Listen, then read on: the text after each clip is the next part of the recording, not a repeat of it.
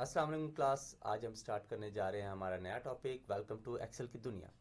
मैं हूं आपका नया कोर्स इंस्ट्रक्टर जो कि आपको एक्सेल के बारे में बहुत सारी डिटेल्स प्रोवाइड करेगा, आपको नई से नए टूल्स और नई से नई टेक्निक्स बताएगा how to deal with Excel. अब चलते हैं हम अपने थर्ड टॉपिक की तरफ, जिसमें हमने फर्स्ट टॉपिक में मैंने आपको इंट्रोडक्शन दिया। सेकंड टॉपिक में मैंने आपको बताया कि जी एक्सेल किस तरह से काम करता है, उसके क्या क्या फॉर्मूलाज हैं, जिसमें हमने sum, average, maximum, minimum function को कॉल किया।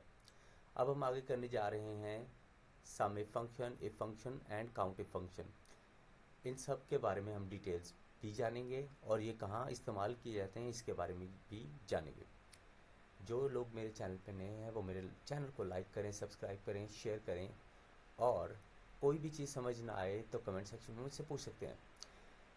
आगे बात करते हैं जी एक्सेल के अंदर कि भाई आपने अगर सम इफ और काउंट इफ फंक्शन निकालना है तो इससे पहले आपको सबसे पहला काम क्या करना पड़ेगा कि आपको यहाँ पे एक चीज़ निकालनी पड़ेगी जिसे हम नाम देते हैं ड्रॉप डाउन फंक्शन।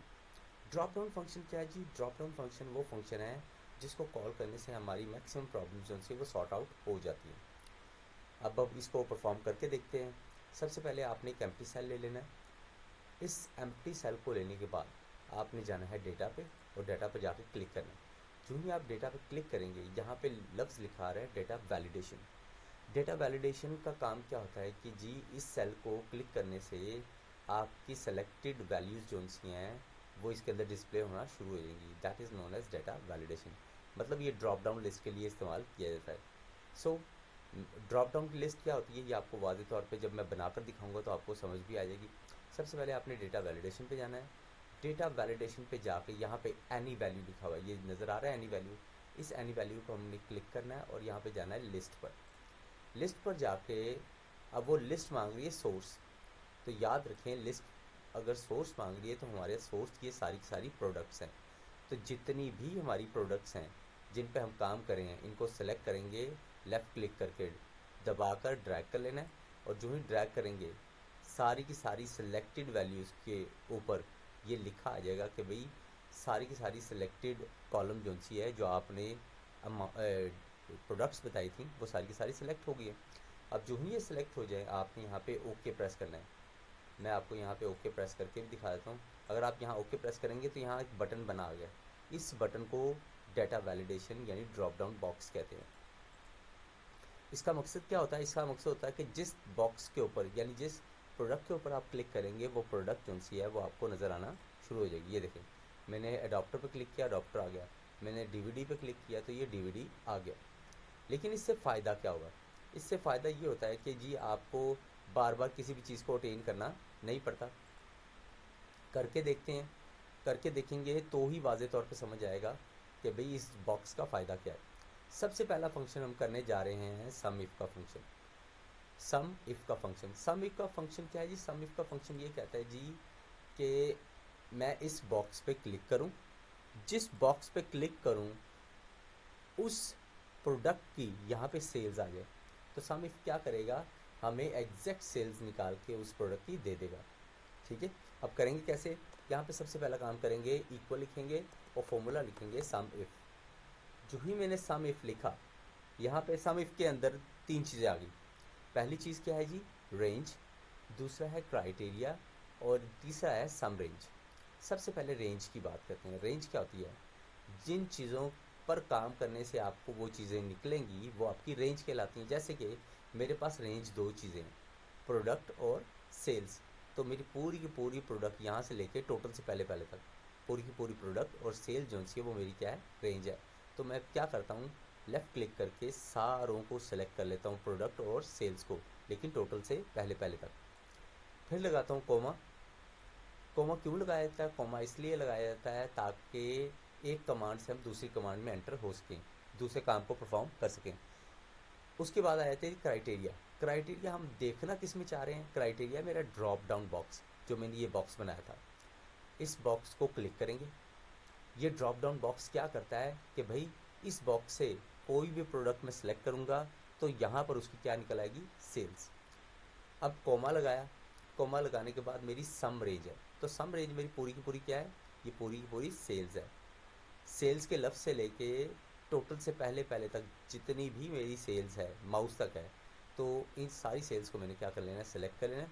और जो ही मैंने इसको शिफ्ट ज़ीरो प्रेस करना है ब्रैकेट क्लोज करने के लिए, मैं एंटर करूँगा तो आप देखिएगा यहाँ पे उस प्रोडक्ट की प्राइस आ जाएगी। अब यहाँ देखिए, प्रोडक्ट थी डीवीडी तो प्राइस आ गई 250। अब जो ही मैं यहाँ से प्रोडक्ट चेंज करता हूँ, मैं एनवी रैम करता हूँ, ये देखें, तो एनवी रैम की एग्जैक्ट अमाउंट आ गई कि भाई इसकी सेल्स कितनी है, 790। इसी तरह अगर मैं केबल्स के ऊपर क्लिक करता हूँ तो ये देखें, जो ही केबल्स पे क्लिक किया तो ये उसके ऊपर आ गया कि केबल की प्राइस कितनी है, 150।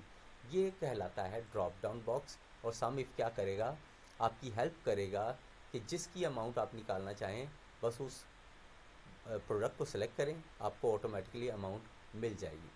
मैं इस ड्रॉप डाउन के बॉक्स को कंट्रोल बी करके बोल्ड कर लेता हूँ, होम पर जाके इसे कलर दे लेता हूँ ताकि ये वाज़े तौर पे आपको नज़र आ सके कि ये ड्रॉप डाउन बॉक्स बना हुआ है। उसके बाद अगला काम आ जाता है जी इफ़ फंक्शन।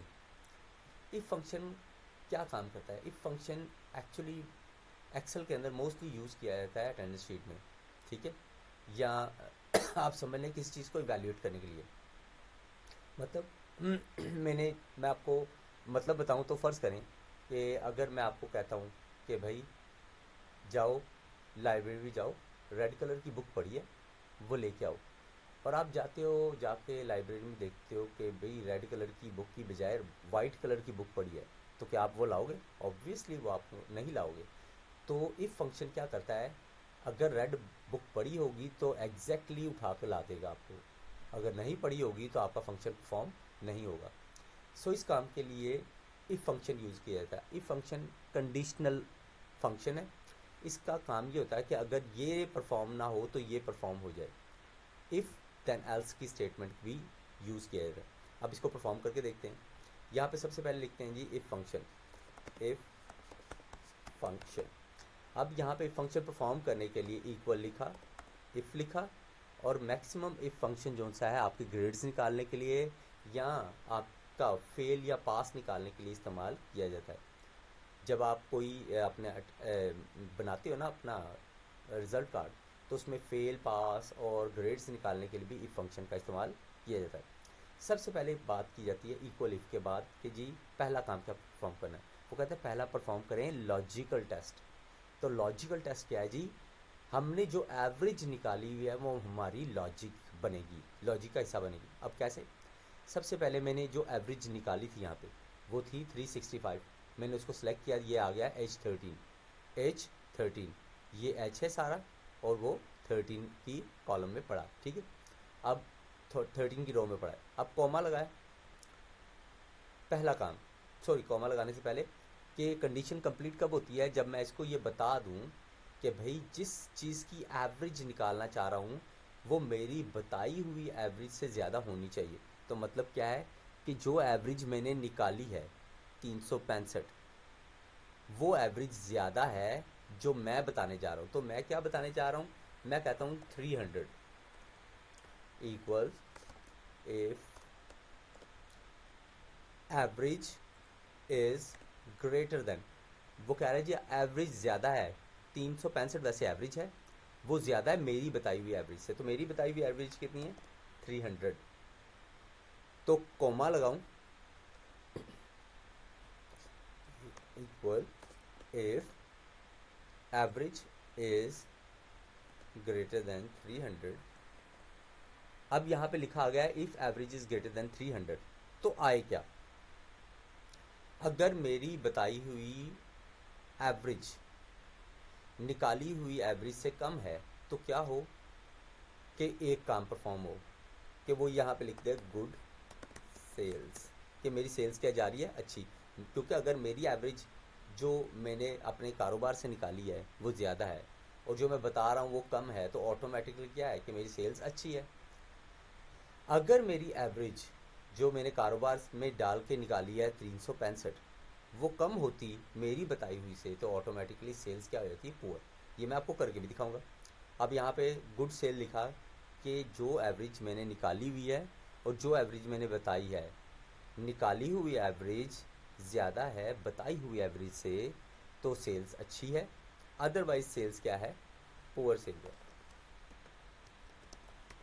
पुअर सेल्स है। अब इन्वर्टेड कॉमास लगा के बंद किया।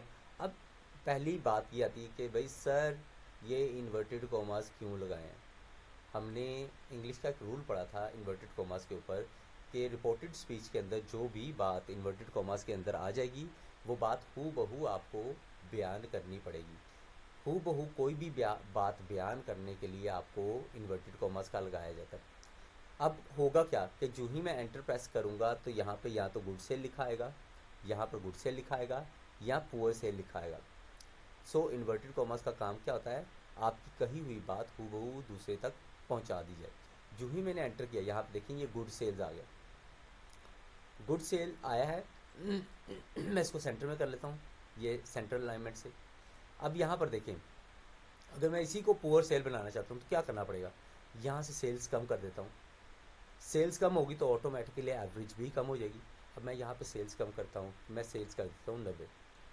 जो ही मैंने यहाँ से सेल्स की 90 तो यहाँ पे लिखा आ गया 248। अब देखें ऑटोमेटिकली ये चीज़ क्या होगी, पुअर में कन्वर्ट होगी ऑटोमेटिकली। मतलब आपको कोई भी चीज़ परफॉर्म करने की ज़रूरत नहीं पड़ी, फॉर्मूला ने क्या किया, जो ही सेल्स, अब मैं यहाँ पे आपको सेल्स करके भी दिखाता हूँ दोबारा, 790 करता हूँ तो ये देखिएगा ये सेल्स जो मैंने हाईलाइट किया ये ऑटोमेटिकली क्या आएगी, गुड सेल्स हो जाएगी। अब यहाँ पर जो ही मैं किसी भी जगह पे जाकर सेल्स कर देता हूँ बहुत कम, ठीक है, तो ऑटोमेटिकली क्या होगा कि वो सेल्स बन जाएगी मेरी पुअर सेल्स। ये देखिए जो ही आपकी एवरेज कम होगी सेल्स पुअर हो जाएगी, एवरेज बढ़ती जाएगी सेल्स बढ़ती जाएगी। मैं यहाँ पे 720 लिखा हुआ है, यहाँ पे मैं 790 कर देता हूँ दोबारा, तो ये देखें पुअर सेल ऑटोमेटिकली कन्वर्ट होगी गुड सेल्स में। अगला फंक्शन आया था जी हमारा count if function. Count if function वैसे तो काउंट इफ जो सा है अटेंडेंस चार्ट में यूज़ किया जाता है किसी की भी प्रेजेंस और एब्सेंस काउंट करने के लिए, लेकिन यहाँ पे हम अपनी प्रोडक्ट की के बारे में बताएंगे कि हमारे पास वो प्रोडक्ट कितनी पड़ी है। अगर डीवीडी है तो इस कॉलम के अंदर डीवीडी कितनी बार आ रहा है। मैं फ़र्ज़ करें यहाँ अब करके दिखाता हूँ तो ही आपको समझ आएगा।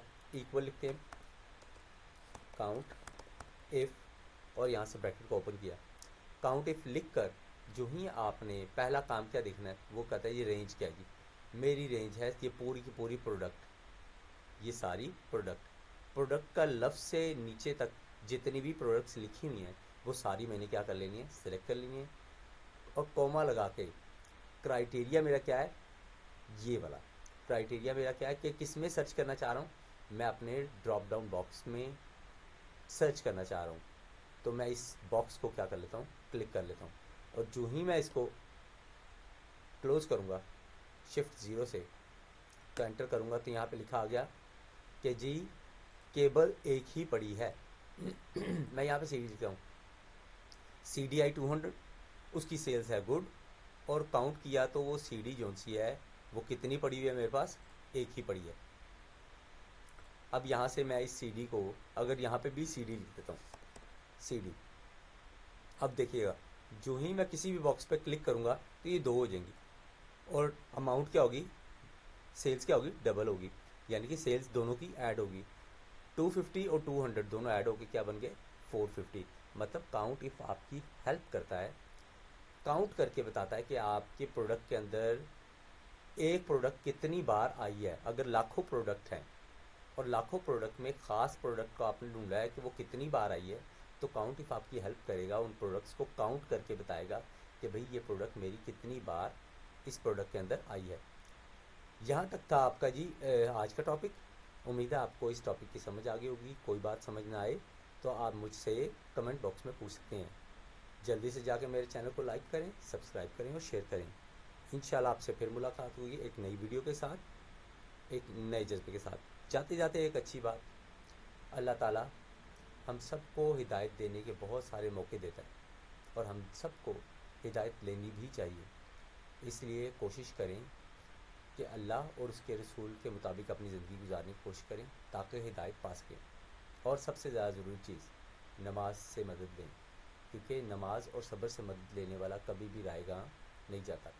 इंशाल्लाह अल्लाह आप लोगों की सब मुरादें पूरी करे, आप लोगों के हक़ में आसानियाँ करे। इंशाल्लाह आपसे फिर मिलेंगे एक्सेल की दुनिया में एक नए टॉपिक के साथ। ओके क्लास, अल्लाह हाफ़िज़।